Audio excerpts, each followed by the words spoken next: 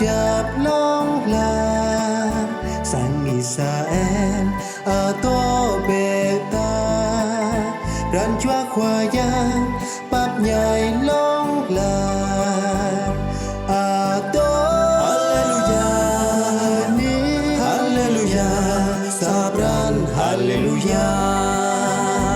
atau haleluya ni haleluya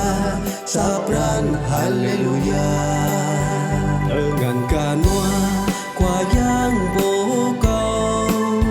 bố bố đi câu hàng pran có tăng câu bù về ô qua yang to rom câu có thọ ra lên làng qua ya ato haleluya ni haleluya sabran haleluya ato haleluya ni haleluya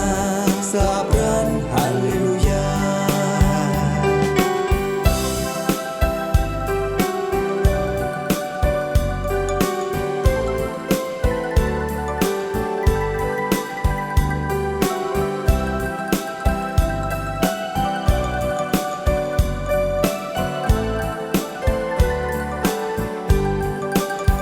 Lặng